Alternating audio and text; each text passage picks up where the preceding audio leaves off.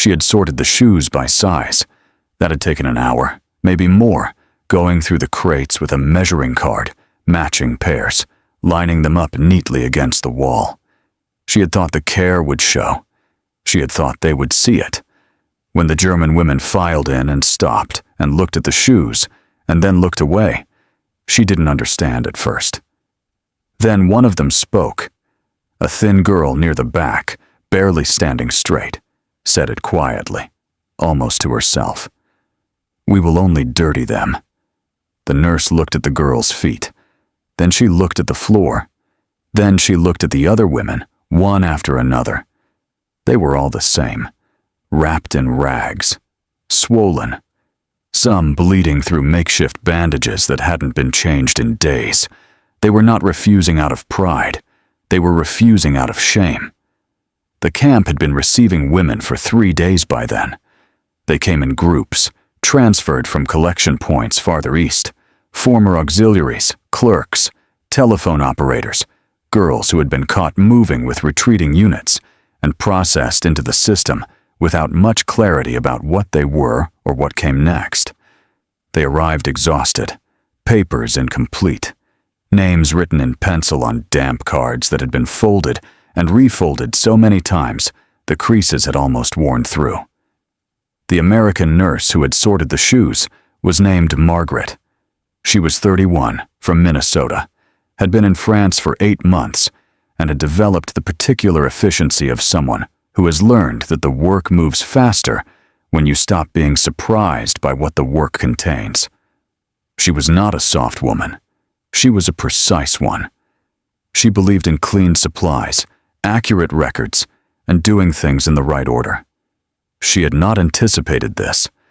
The room they used for intake processing was a converted storage space near the main gate.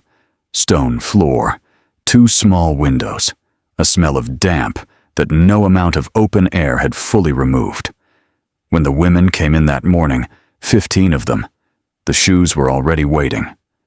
Margaret had put the smaller sizes at the left end of the row and the larger at the right.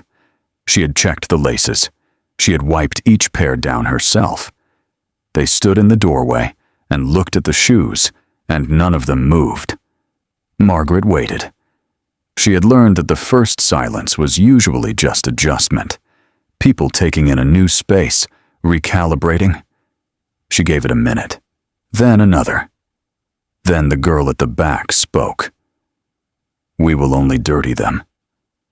Margaret looked at the translator, a French woman named Colette, who had been working the intake desk since the camp opened and had the expression of someone who had heard most things and stopped being surprised by them. Colette repeated it in English without inflection, the way a translator delivers words that are not hers. Margaret looked at the girl who had spoken. She was perhaps 19, perhaps younger.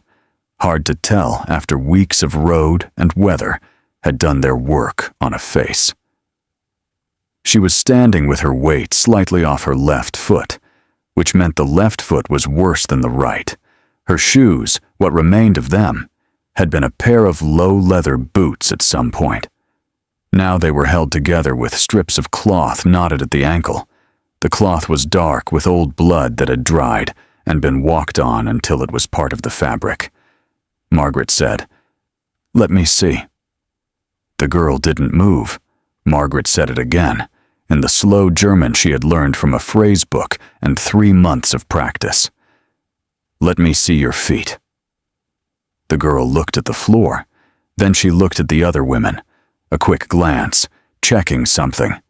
Then she sat down on the bench along the wall and began unwrapping the cloth from her left foot. What was underneath was not a surprise to Margaret in any clinical sense. She had seen worse in the field hospitals. Blisters that had burst and healed over and burst again. A small wound at the heel that had been walking on for days, the edges hardened, toenails broken or missing. The kind of damage that happens slowly, and then all at once when there is no time to stop and no supplies to stop with. What surprised her was that the girl was apologizing. She was saying something quietly while she unwrapped, the same phrase repeated, and Colette translated. She says she is sorry for the state of them. She says they are not fit to be seen. Margaret was quiet for a moment. Then she pulled a stool from the corner, set it in front of the bench, sat down, and lifted the girl's foot into her lap. The room went still. Not the polite stillness of people being patient, the particular stillness of people who have just witnessed something they did not expect and are trying to understand what it means. The other women watched. Some had their hands pressed to their mouths. One had taken a step back without seeming to realize it. Margaret worked without speaking. She had a kit. She always had a kit. And she cleaned the wound at the heel first, then the blisters, moving carefully, not quickly. The girl sat rigid at first, both hands gripping the edge of the bench, jaw set. Then, as the minutes passed and nothing terrible happened, the rigidity began to leave her. Not all at once, in increments, the shoulders first, then the hands loosening their grip on the bench. Halfway through, the girl started to cry.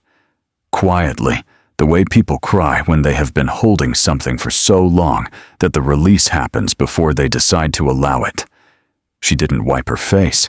She just sat there with tears running down, while a woman she had been taught all her life to consider an enemy held her ruined foot as carefully as if it were something worth handling with care. Margaret kept working.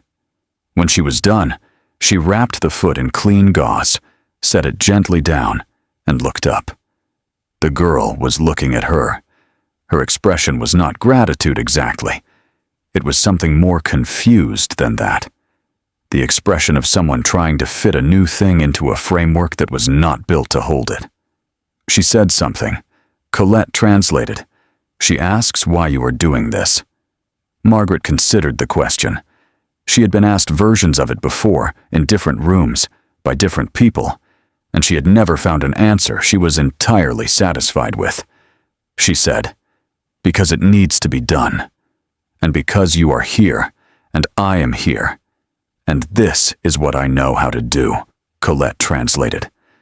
The girl looked at her for a long moment. Then she looked at her wrapped foot. Then she looked at the shoes along the wall. She said something else. Colette said, "She asks if she may try a pair." Margaret stood, went to the row of shoes, picked up a pair in approximately the right size, and brought them back. The girl put them on slowly. They were slightly too large. She stood up and took 2 steps, testing.